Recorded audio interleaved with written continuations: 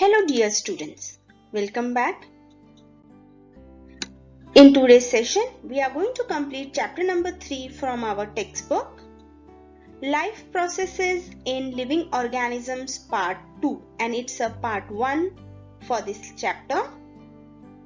All those life processes, that is nutrition, respiration, excretion, sensation and response etc.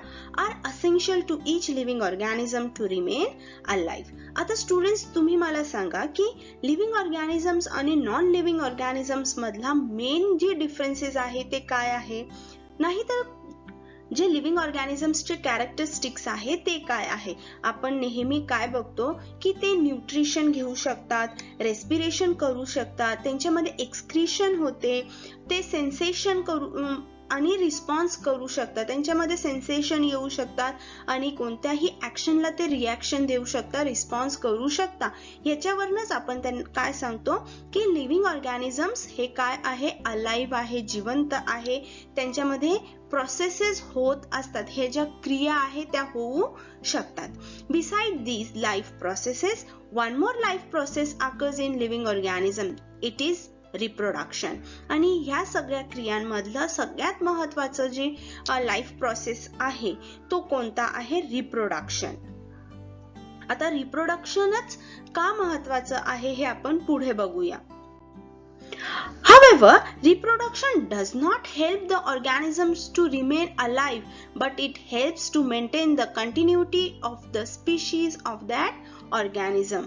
Formation of a new organism of same species by earlier existing organism is called reproduction.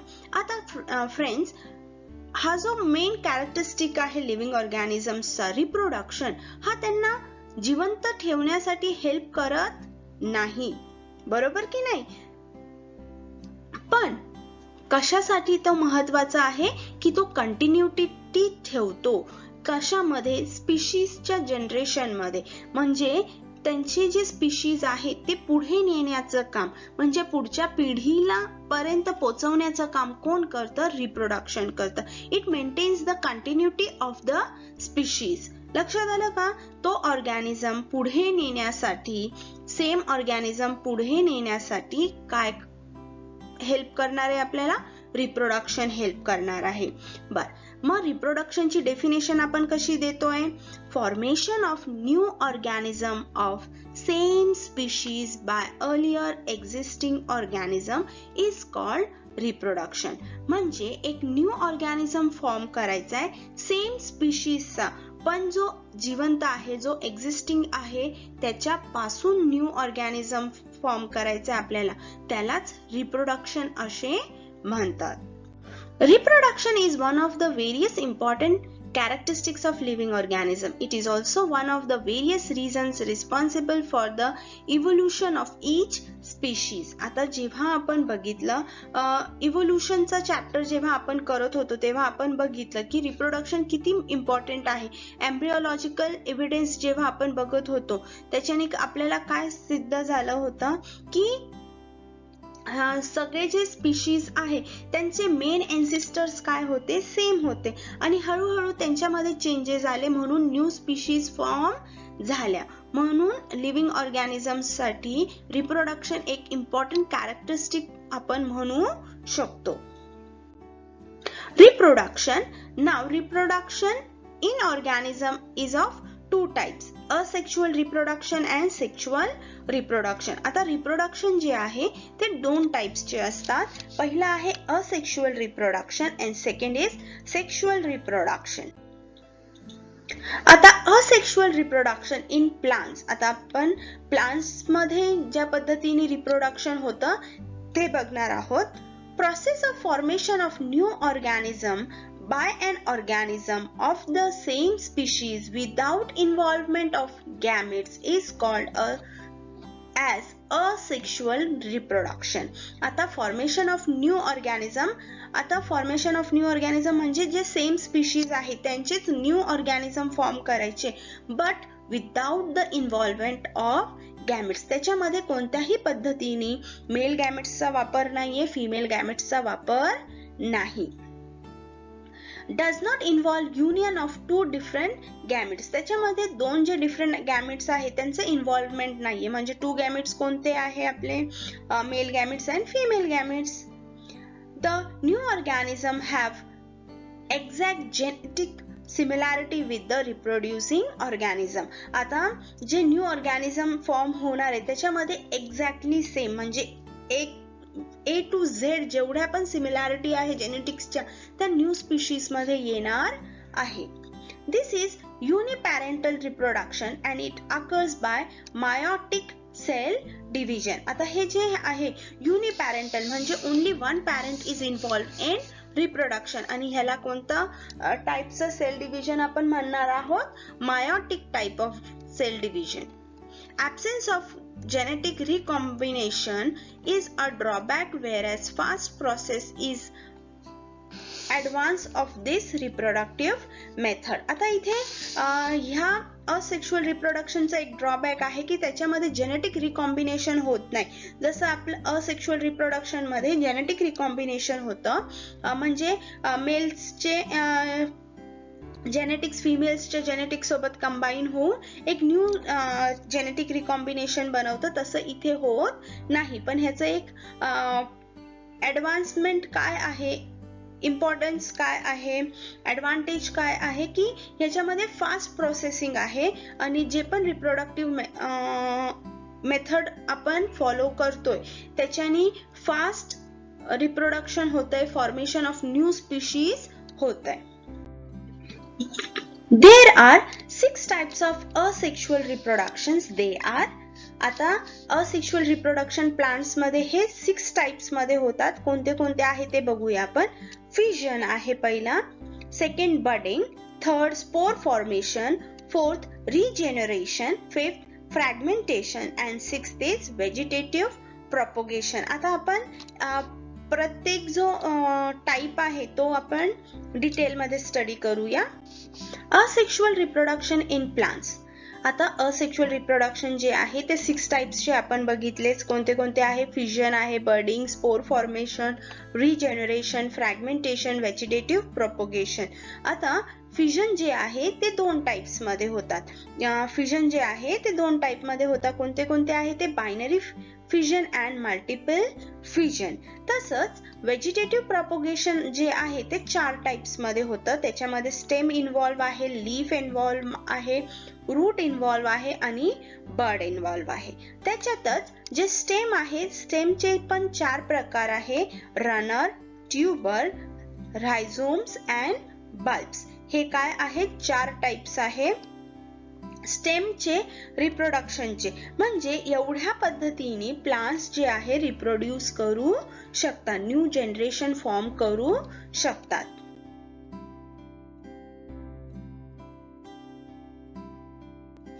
Now students, let's see the first type of asexual reproduction, that is fission. In that, first we will see binary fission. Prokaryotes or bacteria, protistas, amoeba, paramecium, euglena, etc. and eukaryotic cell organelles like mitochondria and chloroplast perform asexual reproduction. आता प्रोकॅरियोट्स म्हणजे जसे bacterias आहे, प्रोटिस्टाज मध्ये amoeba, paramecium, युग्लिना हे सगळे येतात, बरोबर. तसंच युकॅरियोटिक सेल ऑर्गेनेल्स जे आहे म्हणजे मायटोकॉन्ड्रिया, क्लोरोप्लास्ट हे सुद्धा काय करतात, असेक्शुअल रिप्रोडक्शन मध्ये म्हणजे बायनरी फिजनच्या पद्धतीने काय करतात, सेल डिव्हिजन साठी हेल्प करणार. In this process, the parent cell divides to form 2 daughter cells. Binary fission occurs either by mitosis or amitosis. आता इथे काय होतं, ह्या प्रोसेस मध्ये जो पण पॅरेंट सेल आहे तो स्वतःला डिवाइड करणारे 2 डॉटर सेल्स मध्ये फॉर्म करणार. बायनरी फिजन हे मायटोसिसनी पण होऊ शकतं आणि अमायटोसिसनी पण होऊ शकणार आहे. आता इकडे बघा, पॅरेंट सेल आपण एक्झाम्पल इथे घेतलेला आहे अमिबाचा. अमिबा मध्ये सेंटर मध्ये काय आहे, न्यूक्लियस आहे. हळूहळू तो न्यूक्लियस काय होणार आहे, elongation of nucleus take place. Elongation म्हणजे न्यूक्लियस जो आहे तो इलॉंगेट होणार आहे, मोठा होत जाणार आहे.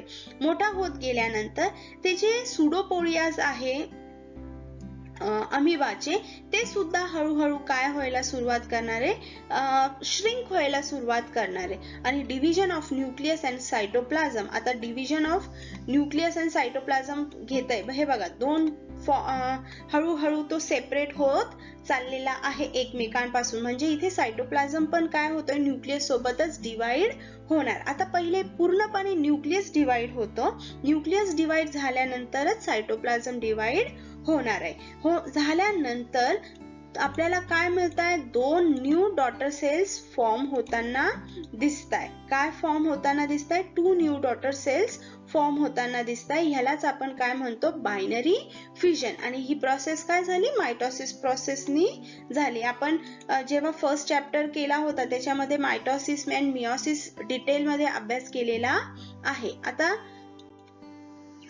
परत आपण बघूया की बायनरी फिजन अमिबा मध्ये कशा पद्धतीने होतं. ही छोटीशी एक स्लाइड आहे ज्याच्याने आपल्याला समजतंय की बायनरी फिजन अमिबा मध्ये कशा पद्धतीने होणार आहे आणि पॅरामिशियम मध्ये पण कशा पद्धतीने होतं ते बघा.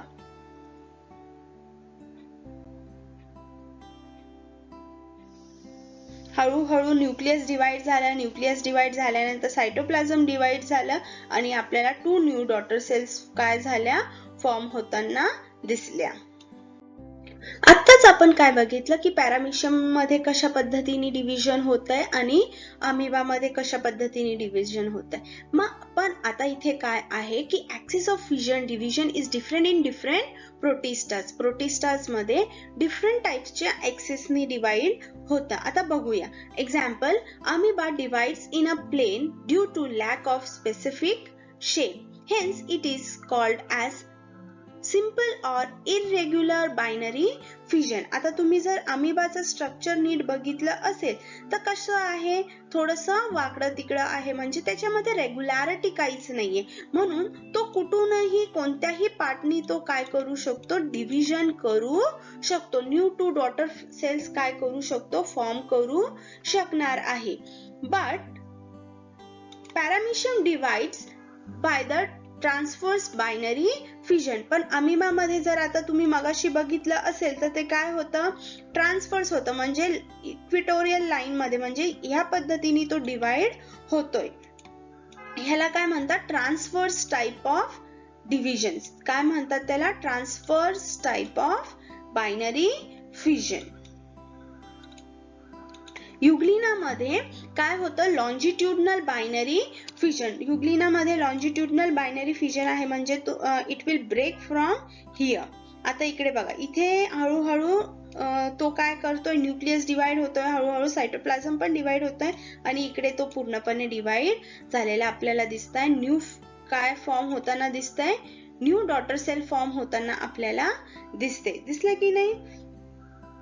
बर, हे काय होते, 3 टाइप्स आहे बायनरी फिजनचे, म्हणजे irregular binary fission, longitudinal binary fission and transverse binary fission. Amoeba मध्ये काय होणार आहे, इरेग्युलर बायनरी फिजन होणार आहे. युग्लिना मध्ये काय होणार आहे, लॉन्जिट्युडनल बायनरी फिजन होणार आहे. आणि पॅरामिशियम मध्ये कोणते होणार आहे, transverse binary fission. Binary fission is usually performed by living organism during favorable condition, that is availability of abundant food material. आता हे जे बायनरी फिजन आहे लिव्हिंग ऑर्गॅनिझम्स मधलं, ते फेवरेबल कंडिशन्स पर्यंत काय होतं, फेवरेबल कंडिशन्स मध्येच होणार आहे. का बरं, कारण तेव्हा फूड मटेरियल त्यांच्याकडे खूप जास्त प्रमाणामध्ये असतं म्हणून. लक्षात आलं का? Students, now let's discuss multiple fission. Asexual reproduction by multiple fission is performed by amoeba and other similar protistas. आता multiple fission जे आहे ते सुद्धा असेक्शुअल रिप्रोडक्शनच एक टाइप आहे. हे अमिबा मध्ये पण होतं आणि त्याच्यासारखे जे प्रोटिस्टाज आहे त्यांच्यामध्ये पण होतं. आता ह्याच्यामध्ये मल्टिपल फिजन मध्ये काय काय होतं ते आपण बघूया. Amoeba stops the formation of pseudopodia and thereby movements whenever there is a lack of food or any other type of adverse conditions. आता अमिबा जी आहे, आपल्याला अमिबाचं स्ट्रक्चर माहितीये की कसं असतं ते, कसंही राऊंड आपण अमिबाचं स्ट्रक्चर काढू शकतो, बरोबर की नाही. आता काय होणार, हे जे सुडोपोडियाज आहे याला काय म्हणतात, सुडोपोडियाज म्हणतात. हे जे सुडोपोडियाज आहे त्यांची फॉर्मेशन काय करणार आहे, अमिबा स्टॉप करणार आहे, प्लस तो कोणतीही प्रकारची मूवमेंट करणार नाही. हे कधी करणार, जेव्हा तिथे त्यांच्यासाठी फूड कमी असेल, त्यांना जशा वाढण्यासाठी ज्या कंडिशन्स पाहिजे, ऍडव्हर्स कंडिशन्स पाहिजे त्या नसतील, फेवरेबल कंडिशन नसतील, तेव्हा ते त्यांचे सुडोपोडिया जे आहे त्याचं फॉर्मेशन कमी करणार आहे. त्याच्यानंतर मूव्हमेंट जी आहे ती पण काय करणार आहे, ते स्टॉप करणार आहे. It becomes rounded and form protective covering around the plasma membrane. Such encystal amoebas or any other protista is called as cyst. आता इथे काय होतं बघा, जेव्हा सुडोपोडियाचं जे काय म्हणतो आपण फॉर्मेशन कमी झालेलं आहे, तो कोणत्या शेप मध्ये येणार आहे, राऊंड शेप मध्ये येणार आहे. इथे तुम्हाला राऊंड शेप मध्ये दिसतंय, बरोबर की नाही. आणि त्याच्या भोवती एक प्रोटेक्टिव्ह लेयर काय होणार आहे, फॉर्म होणार आहे. इथे ही जी काय आहे प्रोटेक्टिव्ह लेयर फॉर्म झाली आहे, त्याचे जे प्लाझ्मा मेम्ब्रेनला कव्हर करण्यासाठी. आणि ह्या पद्धतीचे जे एन्सिस्टेड अमिबास तयार होतात, प्रोटिस्टास तयार होतात, त्यांना आपण काय म्हणणार आहे, सिस्ट म्हणणार आहे. काय म्हणणार आहे, सिस्ट. म्हणजे एक प्रोटेक्टिव्ह वॉल सारखं त्यांच्या भोवती काय होतं, फॉर्म होणार. Many nuclei are formed by repeated nuclear division in the cyst. It is followed by cytoplasmic division and thus many amoebulae are formed.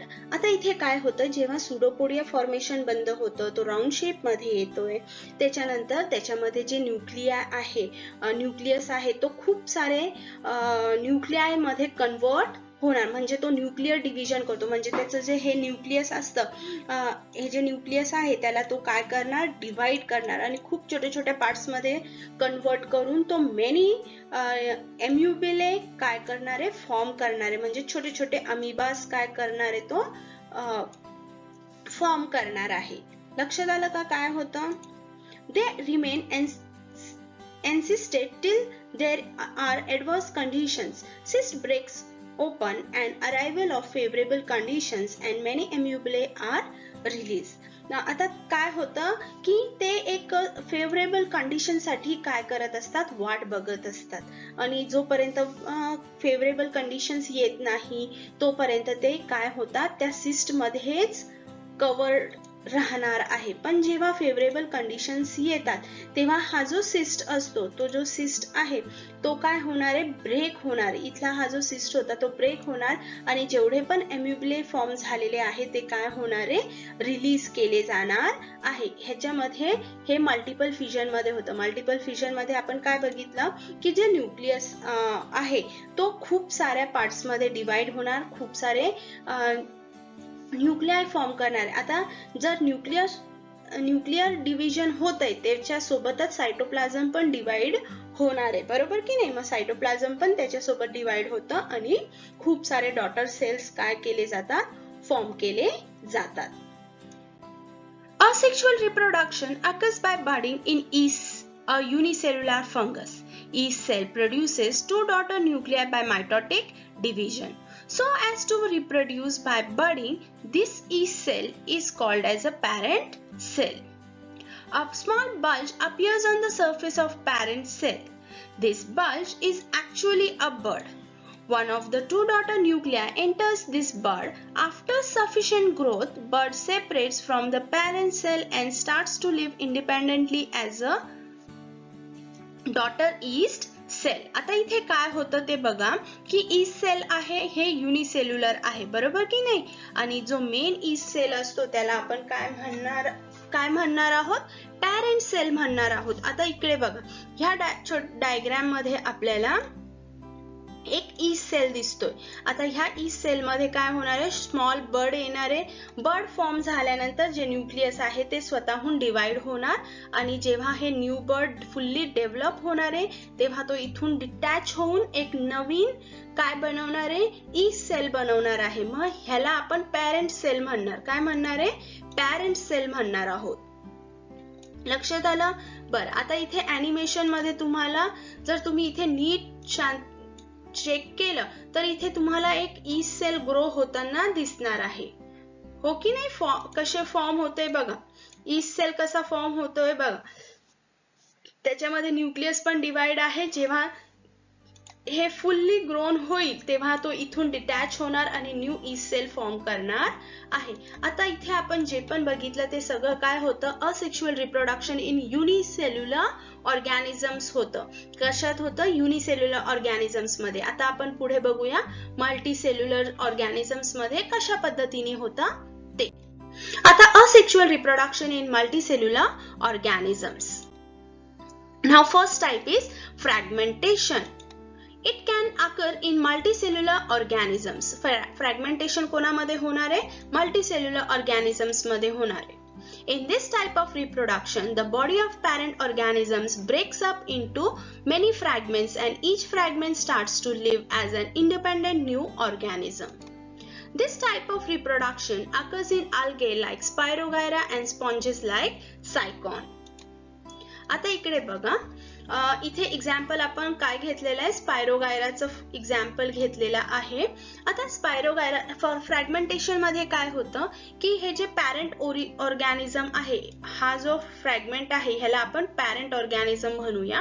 आता तो काय करणार आहे, स्वतःला खूप साऱ्या पार्ट्स मध्ये डिवाइड करणार. आता इथे बघा 3 पार्ट्स मध्ये त्यांनी स्वतःला डिवाइड केलाय, पण ईच पार्ट हा काय होऊ शकणार आहे, फुल्ली ग्रो होऊ शकणार आहे. म्हणजे इथे नवीन जे पण फ्रॅगमेंट्स झाले होते, तुकडे पडले होते, त्या तुकड्यांपासून न्यू ऑर्गॅनिझम्स काय झालेले आहे, फॉर्म झालेले आहे. ह्याला आपण म्हणतो फ्रॅगमेंटेशन. म्हणजे बारीक बारीक तुकडे जरी झाले त्याचे, तरी ते नवीन न्यू इंडिव्हिज्युअल मध्ये, न्यू ऑर्गॅनिझम मध्ये काय होऊ शकता, कन्वर्ट होऊ शकता.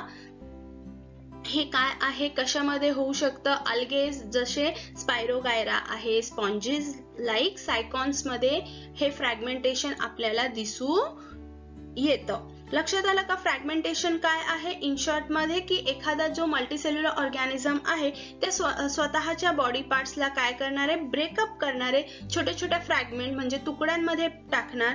तुकडे तयार झाल्यानंतर ते जे तुकडे आहे ते प्रत्येक पीस जो आहे, प्रत्येक बॉडी पार्ट जो आहे तो फुल्ली ग्रोन होऊ शकतो. ह्यालाच आपण काय म्हणतो, फ्रॅगमेंटेशन असे म्हणतो. Students, now let's understand regeneration, which is the asexual reproduction in multicellular organisms. What happens in regeneration? Let's see. In this process, if the body of parent organism gets cut, then each cut part can regenerate and form a whole new organism from its body part. आता इथे regeneration मध्ये काय होतं, जी पण parent body आहे, parent organism आहे, त्याचा कोणताही पार्ट जर कट झाला तर ईच पार्ट पासून एक न्यू ऑर्गॅनिझम फॉर्म होऊ शकतो, एक नवीन होल बॉडी फॉर्म होऊ शकते. आता एक्झाम्पल्स आपण बघूया. एक्झाम्पल आहे हायड्रा अँड प्लेनेरिया. आता रिजनरेशन आपल्याला एक्झाम्पल बघितला तरच व्यवस्थित समजणार आहे. तर now let's see the example.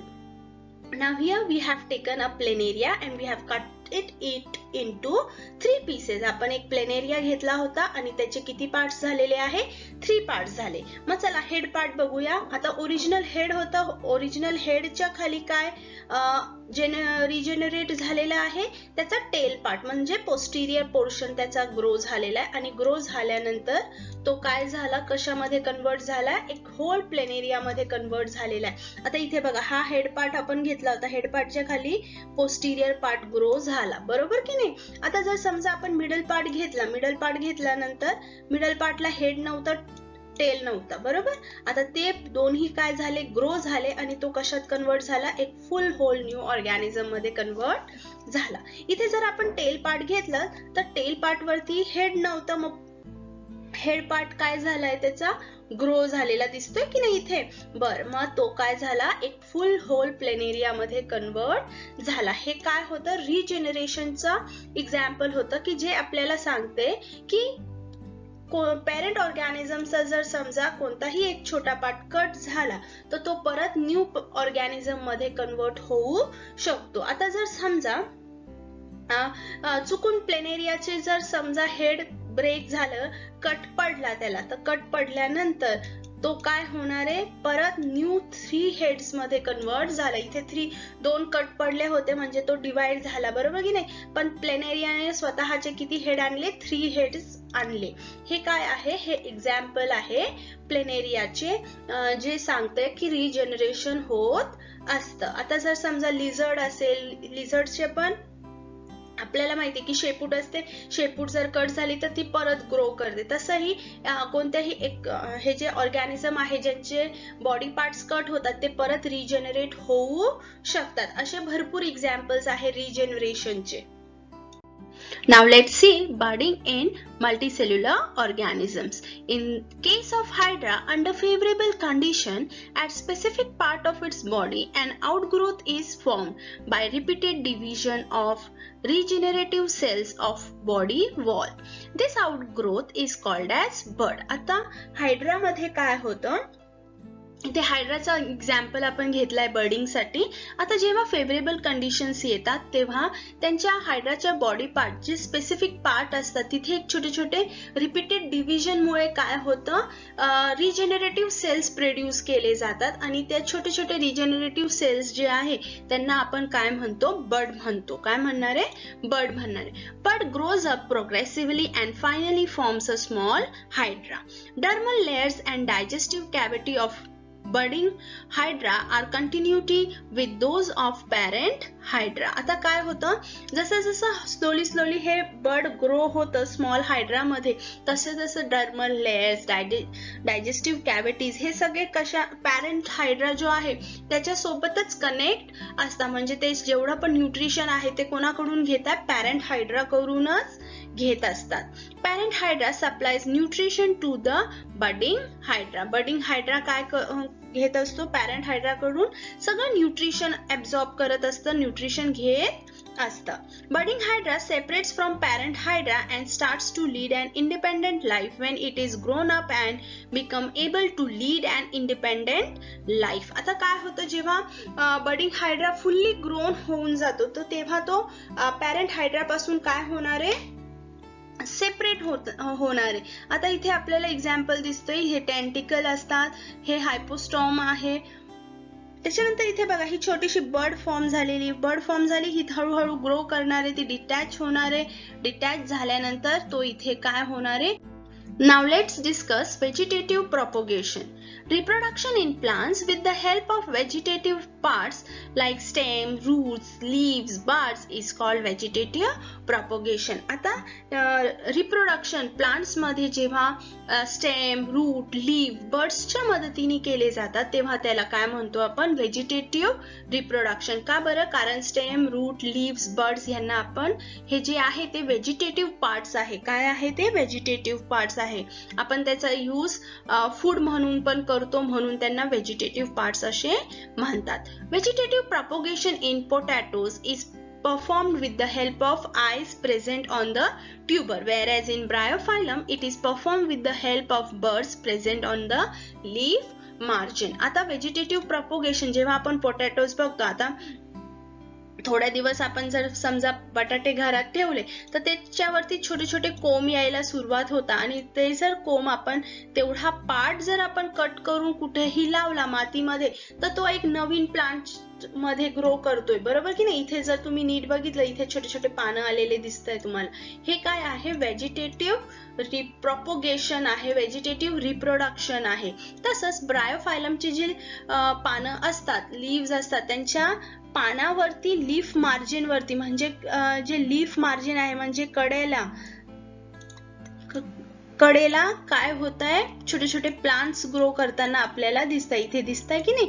मग जर समजा आपण एवढा पार्ट कट केला, हा पार्ट कट केला आणि मातीमध्ये कुठेही लावला तर त्याला सुद्धा काय येणार आहे, न्यू प्लांट मध्ये ग्रो करणार आहे. ह्याला आपण म्हणतो व्हेजिटेटिव्ह प्रोपगेशन. काय म्हणणार आहे आपण, व्हेजिटेटिव्ह प्रोपगेशन.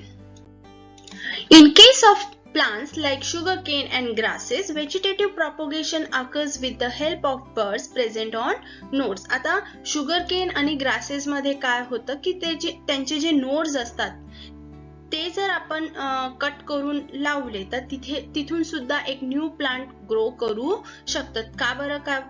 की त्यांचे जे नोड्स असतात तिथे काय असतं, फूड सॅच्युरेट केलेलं असतं, बरोबर की नाही.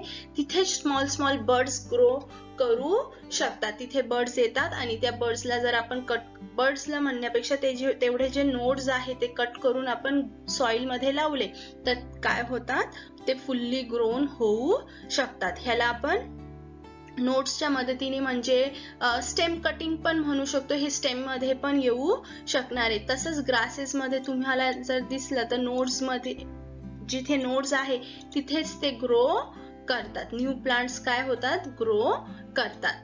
Plants like carrots and radish performs vegetative propagation with the help of roots. आता जे कॅरेट आहे, रेडिश आहे, त्यांच्यामध्ये काय होतं, रूट्सच्या मदतीने व्हेजिटेटिव्ह प्रॉपगेशन होतं. जसं कॅरेट आहे, जसे गाजर आहे, लसूण आहे, गार्लिक म्हणतात त्याला, बीटरूट आहे, ऑनियन आहे, त्याच्यानंतर जिंजर आहे. हे जे सगळे आहे हे कशाने व्हेजिटेटिव्ह प्रॉपगेशन करणार आहे, रूट्सच्या मदतीने करणार आहे. हे होतं व्हेजिटेटिव्ह प्रॉपगेशन. काही अडचण नसणार आहे ह्याच्यामध्ये, बरोबर की नाही.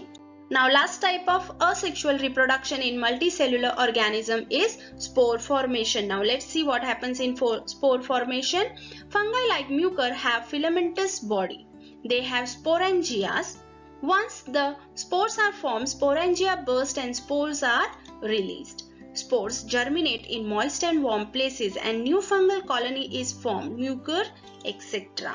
आता हे जे फंगस आहे, म्युकर आहे, हे कसं आहे हे आपण आपल्या वर्गांमध्ये बघितलेलं आहे. आपण पोळीवर आणून बघितलं होतं, ब्रेडवर आणून बघितलं आहे, लेमन वरती पण आणून बघितलेलं आहे. आता त्यांची बॉडी कशी असते बघा, फिलामेंटस बॉडी असते. हा जो स्ट्रक्चर आहे तुम्ही वर्गांमध्ये आपण मायक्रोस्कोप खाली बघितला होता, बरोबर की नाही. हा ट्रान्सपरंट सबस्टन्स आपल्याला दिसायचं आणि हे जे कव्हरिंग आहे हे स्पोरेंजियम जे आहे ते आपल्याला ब्लॅक स्पॉट्स म्हणजे ह्या पद्धतीचे ब्लॅक स्पॉट्स आपल्याला दिसायचे, बरोबर की नाही.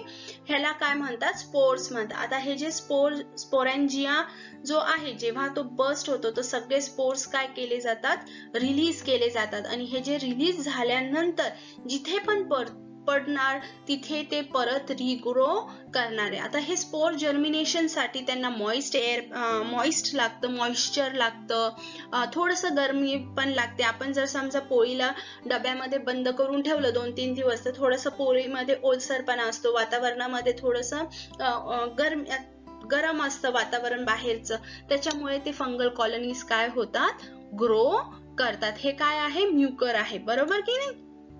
फंगस एक्झाम्पल आपण फंगस घेतलेला आहे.